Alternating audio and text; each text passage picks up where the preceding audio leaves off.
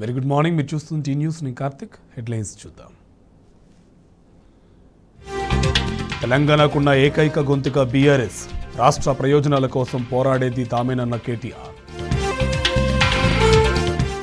గోదావరి బేసిన్లో నీళ్లున్నా ఎందుకు వదలడం లేదు? రైతులకు నీళ్లు, కరెంటు ఇవ్వాలని నిరంజన్ రెడ్డి డిమాండ్. ఎమ్మెల్సీల ఎంపికలో కాంగ్రెస్ మార్క్ రాజకీయం. చివరి నిమిషంలో అద్దంకి దయాకర్కు హ్యాండ్ ఇచ్చిన అధిష్టానం. పంచాయతీ ఎన్నికలపై ప్రభుత్వం మల్లగుల్లాలు. హామీలు అమలు చేయకుండా ఎన్నికలు ఎలా వెళ్తాలంటూ వెనకడుగు. ఢిల్లీలో కనిష్ట స్థాయికి ఉష్ణోగ్రతలు. పలు విమాన, రైలు సర్వీసులకు ఆటంకం. కాంగ్రెస్ ప్రభుత్వం కొలువుదీరి 45 రోజులు దాటుతున్న సీఎంఆర్ఎఫ్ చెక్కుల జారీకి అతిగతి లేకుండా పోయింది.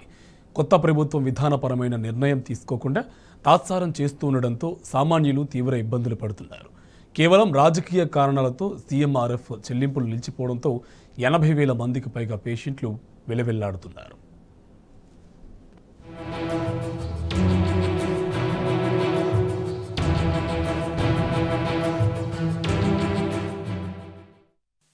సీఎంఆర్ఎఫ్ పథకం ద్వారా రోగులకు అందించాల్సిన ఆర్థిక సాయంపై కాంగ్రెస్ ప్రభుత్వం ఇంకా ఒక విధానపర నిర్ణయం తీసుకోలేదు.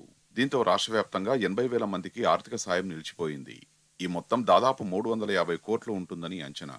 ఎన్నికల కోడ్ అమల్లోకి రావడంతో గత ప్రభుత్వం సిద్ధంగా ఉంచిన 35,000 అంటే సుమారు 150 కోట్ల విలువైన చెక్కులు డిస్పాచ్కు నోచుకోకుండా పోయాయి. డిసెంబర్ 5వ తేదీతో ఎన్నికల నియమావళికి తెరపడింది. కాంగ్రెస్ నేతృత్వంలో ప్రభుత్వ ఏర్పాటు, మంత్రివర్గం కొలువుదీరడం లాంటి పరిణామాలు జరిగిన తర్వాత కూడా పెండింగ్ లో ఉన్న చెక్కుల పంపిణీ ప్రక్రియ మాత్రం మొదలు కాలేదు. చెక్కులు సిద్ధంగా ఉన్న 35,000కు తోడు మరో 45,000 దరఖాస్తులు సెక్షన్లో పెండింగ్ లో ఉన్నాయి. వీటికి సంబంధించిన వెరిఫికేషన్ ప్రక్రియ కూడా పూర్తయింది. కానీ కొత్త ప్రభుత్వం మాత్రం సీఎంఆర్ఎఫ్ పథకంపై ఇంకా దృష్టి సారించలేదు. ఈ అంశంపై ప్రభుత్వం ఒక విధానపర నిర్ణయం తీసుకోకపోవడమే పెండింగ్ ప్రధాన కారణమని అధికారిక వర్గాలు చెబుతున్నాయి. పైగా పాత దరఖాస్తుల్లో అధిక శాతం అప్పటి అధికార బీఆర్ఎస్ పార్టీ ఎమ్మెల్యేల సిఫారసులే కావడంతో నిర్ణయం తీసుకోవడంలో ప్రభుత్వం జాప్యం చేస్తోంది. ఈసారి ప్రతిపక్షంలో కూడా ఎమ్మెల్యేల సంఖ్య భారీగా ఉంది. ఒకవేళ సీఎంఆర్ఎఫ్ కు శ్రీకారం చుడితే వాటిని ప్రతిపక్ష పార్టీ ఎమ్మెల్యేల చేతుల మీదుగా లబ్ధిదారులకు అందజేయాల్సి ఉంటుంది. అలా చేస్తే ఆ క్రెడిట్ బీఆర్ఎస్ ఎమ్మెల్యేలకు వెళ్తుంది. మరోవైపు గతంలో బీఆర్ఎస్ ఎమ్మెల్యేలు ఉన్న చోట్ల ప్రస్తుతం కాంగ్రెస్ ఎమ్మెల్యేలు ఉన్నారు. అలాంటి నియోజకవర్గాల చెక్కుల పంపిణీ చేపడితే ఆ పేరు కూడా అప్పటి ఎమ్మెల్యేలకే వస్తుందనేది ప్రభుత్వం ఆలోచిస్తున్న మరో రాజకీయ కోణం. దీంతో వందలాది మంది సీఎంఆర్ఎఫ్ కోసం సచివాలయం చుట్టూ చక్కర్లు కొడుతున్నారు. తమ చెక్కుల పరిస్థితిపై ఆరా తీస్తున్నారు.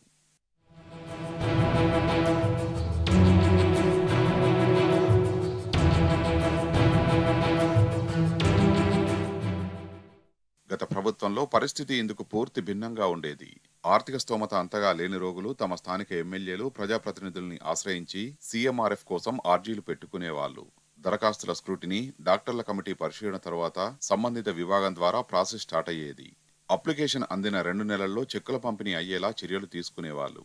సీఎంఆర్ఎఫ్ విషయంలో అప్పటి ముఖ్యమంత్రిగా కేసీఆర్ ప్రత్యేక ముద్ర వేశారు. ప్రత్యేక రాష్ట్రం ఏర్పడ్డ తర్వాత సీఎంఆర్ఎఫ్ ద్వారా లబ్ధి పొందని కుటుంబం తెలంగాణలో దాదాపు లేదనే చెప్పాలి. ఇక ఎమ్మెల్యేలు కూడా సీఎంఆర్ఎఫ్ కోసం ప్రత్యేకంగా ఒక వ్యక్తిని నియమించి వాటిని ఫాలో చేసేవాళ్లు. ఫైళ్లు నేరుగా ముఖ్యమంత్రి కార్యాలయంలోనే అప్పజెప్పి నిధులు మంజూరు చేయించుకునేవాళ్లు. అటు సెక్రటేరియట్లో సైతం సీఎంఆర్ఎఫ్ కోసం ప్రత్యేకంగా ఒక సెల్ ఉండేది. దరఖాస్తుల భద్రత, బిల్లుల తనిఖీ, చెక్కుల జారీ కోసం ఒక పకడ్బందీ యంత్రాంగమే పనిచేసేది. ఒకవేళ ఆరోగ్యశ్రీ చికిత్స తీసుకున్నప్పటికీ ఆ ఖర్చు పరిమితి దాటితే ముఖ్యమంత్రి సహాయ నిధి ద్వారా సాయం అందేలా ఆనాటి కేసీఆర్ ప్రభుత్వం ఏర్పాట్లు చేసింది.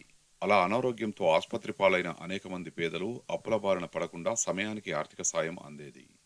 పెండింగ్ లో ఉన్న చెక్కులు విడుదల అయితేనే చికిత్స కోసం చేసిన అప్పుల ఊబిలోంచి నిరుపేదలు బయటపడతారు. ముఖ్యమంత్రి రేవంత్ రెడ్డి ప్రస్తుతం విదేశీ పర్యటనలో ఉన్నారు. ఆయన రాష్ట్రానికి చేరగానే బడ్జెట్ సమావేశాల బిజీ మొదలవుతుంది.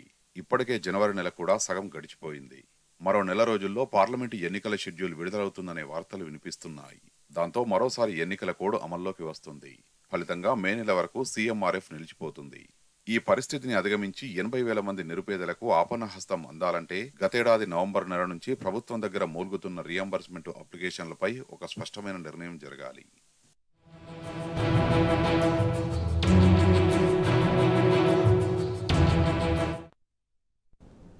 బీఆర్ఎస్ అధినేత కేసీఆర్ తుంటి ఆపరేషన్ తర్వాత క్రమంగా కోలుకుంటున్నారు.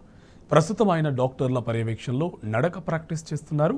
వాకింగ్ స్టిక్ సాయంతో అడుగులు వేస్తున్నారు. కేసీఆర్ త్వరలోనే పూర్తిగా కోలుకొని మళ్లీ ప్రజాక్షేత్రంలోకి రానున్నారు. ఈ వార్తను రాష్ట్ర ప్రజలకు ఎంపీ సంతోష్ కుమార్ ట్విట్టర్ ద్వారా షేర్ చేశారు. కేసీఆర్ అభిమానులంతా ఈ వీడియోను షేర్ చేస్తున్నారు. కేసీఆర్ త్వరగా కోలుకోవాలని ఆకాంక్షిస్తున్నారు.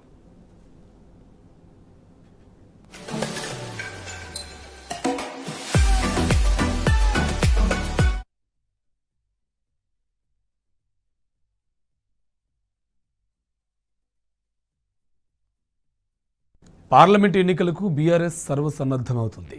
మెజారిటీ స్థానాల్లో విజయ్ ఢంకా మోగించడమే లక్ష్యంగా పకడ్బందీ కార్యాచరణతో ముందుకు వెళ్తుంది. వరుస సన్నాహక సమావేశాలతో గులాబీ శ్రేణుల్లో నూతన ఉత్సాహాన్ని కల్పిస్తున్న బీఆర్ఎస్ ప్రభుత్వ వైఫల్యాలను ఎండగట్టడంలోనూ ముందుంది. హామీలను నిలబెట్టుకోవడంలో కాంగ్రెస్ సర్కార్ విఫలమైన తీరును ప్రజలకు వివరిస్తూ దూసుకుపోతుంది. తెలంగాణ గలం బలం, తెలంగాణ దళం బీఆర్ఎస్ అంటూ అన్ని వర్గాల ప్రజలను ఆకట్టుకుంటుంది.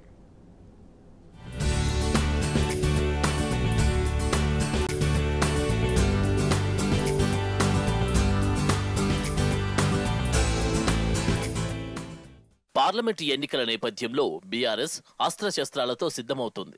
ఎట్టి పరిస్థితుల్లో మెజార్టీ స్థానాల్లో గులాబీ జెండా ఎగిరేయడమే లక్ష్యంగా పకడ్బందీ కార్యాచరణ ప్రణాళికలతో ముందుకెళ్తుంది.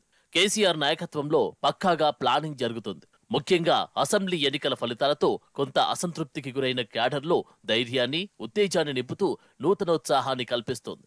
తెలంగాణ భవన్ వేదికగా జరుగుతున్న పార్లమెంటు స్థానాల వారీగా సన్నాహక సమావేశాలే అందుకు నిదర్శనం.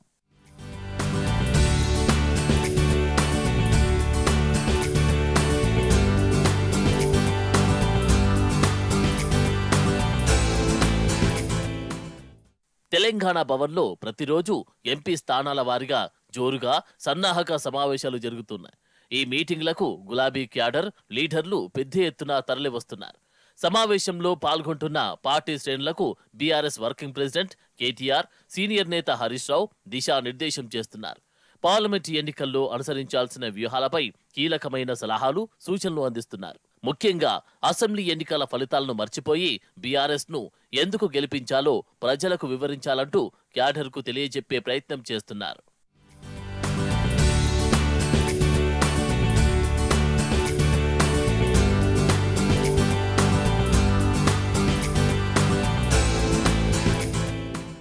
రాబోయే పార్లమెంటు ఎన్నికల్లో తెలంగాణ ప్రజలు బీఆర్ఎస్ కు ఎందుకు ఓటు వేయాలో వివరిస్తూ ట్వీట్ చేశారు బీఆర్ఎస్ వర్కింగ్ ప్రెసిడెంట్ కేటీఆర్. రాష్ట్రం సాధించినప్పుడు తెలంగాణకు ఉన్న ఏకైక గొంతుగా టీఆర్ఎస్ అని గుర్తుకు చేశారు. 2024లో కూడా తెలంగాణకు ఉన్న ఏకైక గొంతు గులాబీ పార్టీ అని స్పష్టం చేశారు. నాడు నేడు ఏనాడైనా తెలంగాణ గలం, తెలంగాణ బలం, తెలంగాణ దళం బీఆర్ఎస్ఏ అంటూ ట్వీట్ చేశారు కేటీఆర్.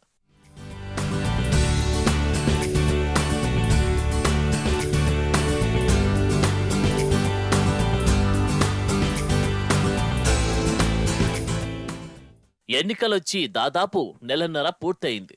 ఇప్పటిదాకా 6 గ్యారంటీల ఊసేలేదు. ఎప్పటినుంచి అమలు చేస్తారో ఎవరూ చెప్పడం లేదు. ఆ మాటకొస్తే కాంగ్రెస్ మంత్రులు, నేతలు నోటికొచ్చింది మాట్లాడి ప్రజలను మరింత కన్ఫ్యూజ్ చేస్తున్నారు. నామ్కే వాస్తేగా ఫ్రీ బస్సుతో మాత్రం సర్కారు పబ్బం గడుపుకునే పరిస్థితి వచ్చింది.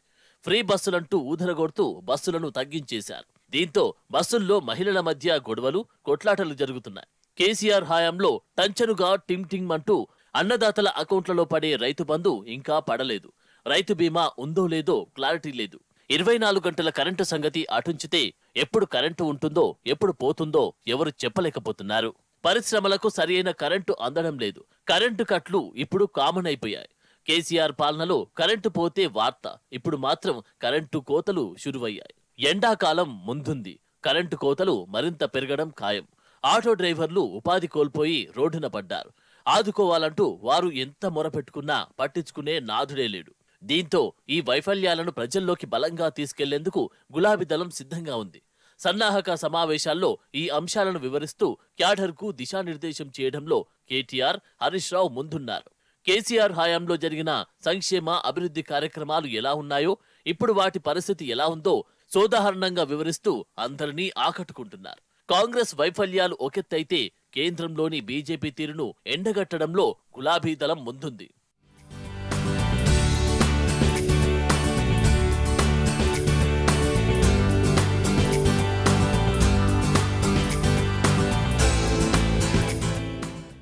మోసపూరిత హామీలతో కాంగ్రెస్ అధికారంలోకి వచ్చిందంటూ హరీష్ రావు మండిపడ్డారు. హామీల సంగతి చూడమంటే అవసరం లేని విషయాలు తెరపైకి తెస్తున్నారని దుయ్యబట్టారు. కర్ణాటకలో 5 గ్యారంటీలతో అధికారంలోకి వచ్చిన కాంగ్రెస్ ప్రభుత్వం కుడితిలో పడ్డ ఎలుకలా మారిందని ఎద్దేవా చేశారు. తెలంగాణలోనూ కాంగ్రెస్ నేతలు గ్యారంటీల ఎగవేత చావు వార్త చెప్పే రోజులు ఎంతో దూరంలో లేవన్నారాయన. ఈ కీలక సమయంలో బీఆర్ఎస్ ఎంపీలు ఢిల్లీలో లేకపోతే తెలంగాణకు నష్టం జరుగుతుందని ఆయన స్పష్టం చేశారు.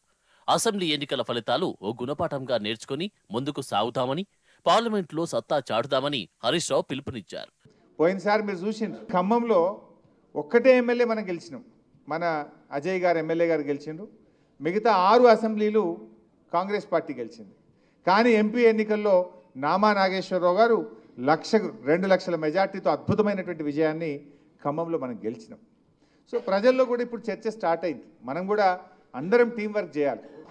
పార్టీ కూడా ఒక తల్లి లాంటిది. ఈ తల్లిని మనం నిలబెట్టుకోవాలి. మన తల్లిని మనం గౌరవంగా కాపాడుకోవాల్సినటువంటి బాధ్యత మన మీద ఉంది. సో పార్లమెంట్ ఎన్నికలు కూడా ఈక్వల్లీ మీకు ఇంపార్టెంట్. మనం అందరం పట్టుదలతోని కసితోని ఖచ్చితంగా మా ఎంపీ మాకు ఉండాలి, మాకు ఒక ప్రజాప్రతినిధి, మాకు ఎమ్మెల్యే మిస్ అయినా ఎంపీని మేము గెలిపించుకుంటామనేటువంటి ఒక పట్టుదల మీ అందరిలో కూడా ఉండాల్సినటువంటి అవసరం ఉంది. అందువల్ల మనం ఎంపీ ఎన్నికలు గెలవడం పెద్ద కష్టం కాదు నాకు తెలిసి. ఇప్పటికే కాంగ్రెస్ మీద కొద్దిగా భ్రమలు పోతున్నాయి. రేపు యాసంగి వడ్లు వస్తాయి, బోనస్ ఇవ్వలేదనుకో జనం ఊకుంటారా? ఇప్పుడు ఎంపీ ఎన్నికల్లోపు 4,000 పెన్షన్ రాలేదనుకో అవ్వా తాతలు వేస్తారా? వాళ్ళకు 4,000 రాకపోతే వేస్తారా? సో అవన్నీ మీరు ఊకుంటారా? అందువల్ల మనం గట్టిగా పనిచేసి ఒక టీం వర్క్ చేస్తే తప్పకుండా ఎంపీ ఎన్నికల్లో అద్భుతమైనటువంటి విజయాన్ని మనం సాధించేటువంటి అవకాశం ఉంటుంది. అందువల్ల let us do the team work. ప్రశాంతంగా ఉన్న రాష్ట్రంలో కాంగ్రెస్ హత్యా రాజకీయాలు మొదలు పెడుతుందని హరీష్ రావు మండిపడ్డారు. పద్ధతి మార్చుకోవాలని సూచించారు. ఇంకా 100 రోజులు కాలేదు కదా అని అడుగుతున్నామని, లేకపోతే కాంగ్రెస్ ప్రభుత్వాన్ని చీల్చి చెండాడే వాళ్ళమని తేల్చి చెప్పారు. కొన్ని రోజులైతే బీఆర్ఎస్ నేతలు ఇంట్లో కూర్చున్నా ప్రజలే బయటకు వచ్చి మనల్ని తీసుకువస్తారని హరీష్ రావు తెలిపారు. రేపు లోకల్ బాడీ ఎన్నికల్లో కూడా తప్పకుండా పార్టీ అన్ని రకాలుగా మీకు అండదండలను అందిస్తుంది. మీ పక్షాన నిలబడి మళ్ళీ మిమ్మల్ని ప్రజాప్రతినిధులుగా గెలిపించుకోవడానికి కూడా పార్టీ కట్టుబడి ఉంటుంది అనేటువంటి విషయాన్ని కూడా మనం చేస్తూ ఉన్నాం. So will work together.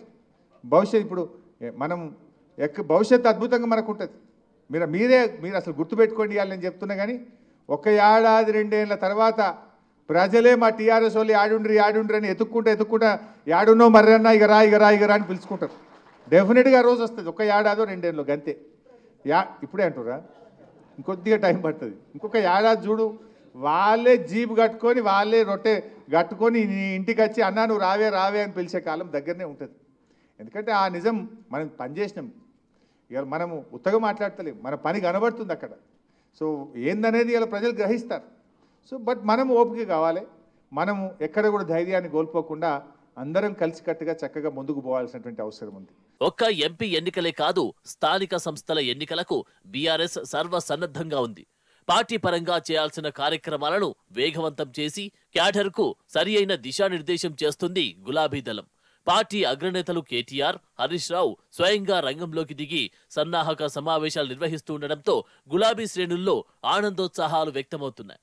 Assembly ఎన్నికల్లో జరిగిన తప్పులను సమీక్షించుకొని ఈసారి ఎంపీ ఎన్నికల్లో సత్తా చాటుతామని బీఆర్ఎస్ క్యాడర్ తేల్చి చెబుతున్నారు. జై కేసీఆర్, జైహో బీఆర్ఎస్ అంటూ నినదిస్తున్నారు.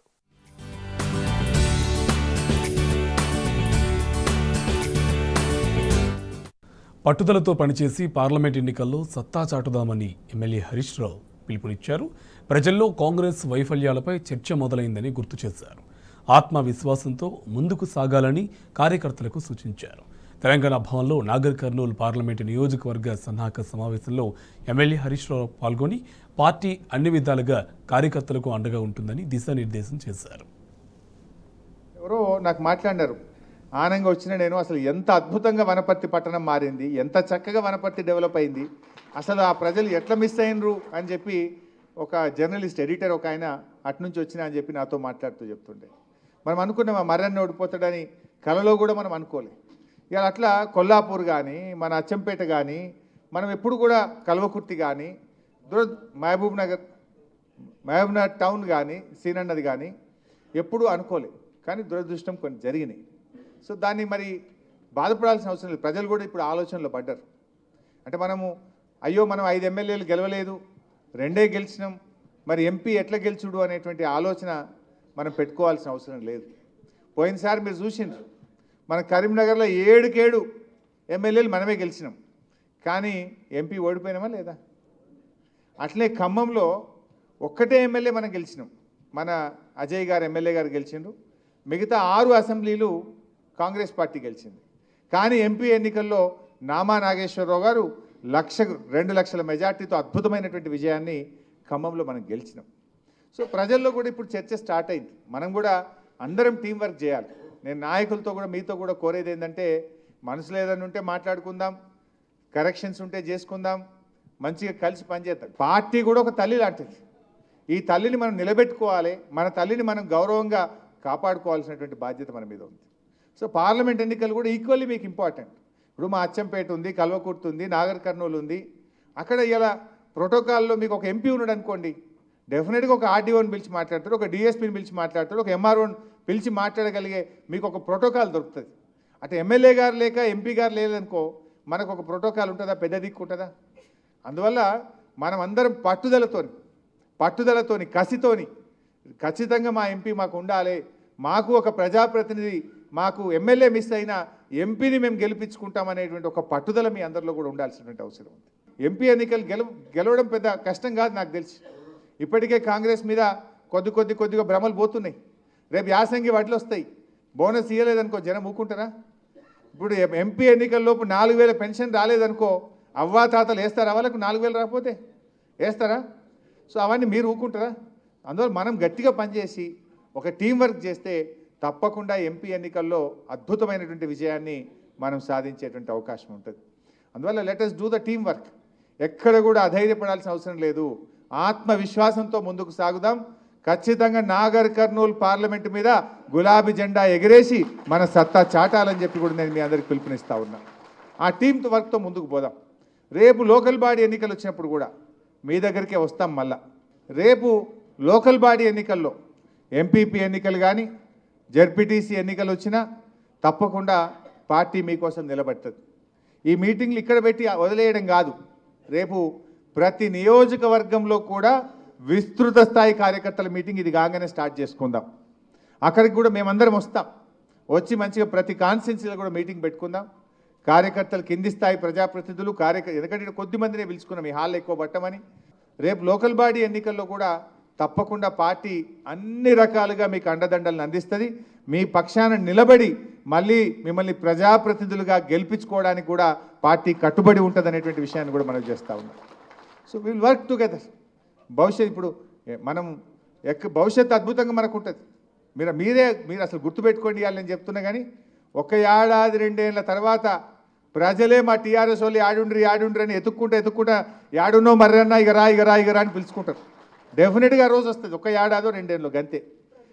ఇప్పుడే అంటురా, ఇంకొద్దిగా టైం పడుతుంది. ఇంకొక ఏడాది చూడు, వాళ్ళే జీప్ కట్టుకొని వాళ్ళే రొట్టె కట్టుకొని నీ ఇంటికి వచ్చి అన్నా నువ్వు రావే అని పిలిచే కాలం దగ్గరనే ఉంటుంది. ఎందుకంటే ఆ నిజం మనం పనిచేసినాం. ఇక మనము ఉత్తగా మాట్లాడతలేం, మన పని కనబడుతుంది అక్కడ. సో ఏందనేది ఇలా ప్రజలు గ్రహిస్తారు. సో బట్ మనము ఓపిక కావాలి. మనము ఎక్కడ కూడా ధైర్యాన్ని కోల్పోకుండా అందరం కలిసికట్టుగా చక్కగా ముందుకు పోవాల్సినటువంటి అవసరం ఉంది. రాష్ట్ర ప్రభుత్వానికి యాసంగి ప్రణాళికపై సోయి లేదా అని మాజీ మంత్రి నిరంజన్ రెడ్డి ప్రశ్నించారు. కాంగ్రెస్ పాలనలో రాష్ట్ర రైతాంగానికి కష్టకాలం ఏర్పడిందని ఆవేదన వ్యక్తం చేశారు. సాగునీటి సరఫరాపై ప్రభుత్వం స్పష్టత ఇవ్వలేదని మండిపడ్డారు. పంటల సాగు విస్తీర్ణం తగ్గడం మంచి పరిణామం కాదని, విద్యుత్ కోతలతో రైతులు ఆందోళనలో ఉన్నారని చెప్పారు. రైతులకు భరోసా ఇవ్వలేకపోతుందని నిరంజన్ రెడ్డి చెప్పారు. ఈ సాగుకు సంబంధించినటువంటి కొంత సందిగ్ధత ఉంది, రైతులు ఆందోళనలో ఉన్నారు. ఈ నీళ్లు కానీ, పెట్టుబడి కానీ, కరెంటు కానీ ఈ విషయంలో ప్రభుత్వం సరైనటువంటి సమయంలో స్పందించడం లేదు. రైతులకు అనువుగా తీరికతో మీరు స్పందిస్తే, తీరికతో మీకు వీలైనప్పుడే ఇస్తే ఇది ఆగదు, వ్యవసాయం ఆగదు. కాబట్టి రైతులు విధిలేని పరిస్థితులలో మానుకుంటారు. మీకోసం ఆపరు, కానీ విధిలేని పరిస్థితుల్లో ఆపుకుంటారు. తద్వారా మీరు రాష్ట్ర రైతాంగాన్ని 9 ఏళ్లు కంటికి రెప్పలా కాపాడినటువంటి కేసీఆర్ సర్కార్ను చూసిన రైతులు మరి ఈరోజు మీరు అధికారంలోకి వచ్చిన తొలినాళ్లలోనే రైతాంగానికి విశ్వాసం కల్పించలేకపోతున్నారు. దయచేసి దృష్టి పెట్టండి. ఇప్పటికైనా మించింది లేదు. తక్షణమే పెట్టుబడి ఇవ్వండి, తక్షణమే నీళ్ళు ఇవ్వండి, అందుబాటులో ఉన్న నీళ్ళనే ఇవ్వండి. చెప్పండి, అంచనా వేసి చెప్పండి. గోదావరి బేసిన్లో ఉండేటువంటి రిజర్వాయర్స్లలో ఇన్ని నీళ్లు ఉన్నాయి, ఇన్ని లక్షల ఎకరాలు సరిపోతాయి చెప్పండి, అదే చెప్పండి. లేదా ఈ పంట వేయండి, లేకుంటే ఈ పంట వేయొద్దు అని చెప్పండి. ఓ ప్రణాళిక ప్రకటించండి, వ్యవసాయ ప్రణాళిక యాసంగిది. అదేది చేయకుండా విమానాన మీరు రైతాంగాన్ని వదిలేస్తే చాలా అన్యాయం ఇది. నిర్మల్ జిల్లాలో రైతులు బార్లు తీరి నిలబడేటువంటిది టీవీలలో పేపర్లలో వచ్చింది. 7 గ్రామాల రైతులు ఒకే చోట సొసైటీ దగ్గర చేరి 7 గ్రామాలకు సంబంధించినటువంటి రైతులు సొసైటీ దగ్గర చేరి లైన్లో నిలబడ్డారు. చాలా దూరం పొడగాటి లైన్ కనిపిస్తూ ఉంది మనకు అక్కడ. ఇవి బులెటిన్ అప్డేట్స్. నమస్తే.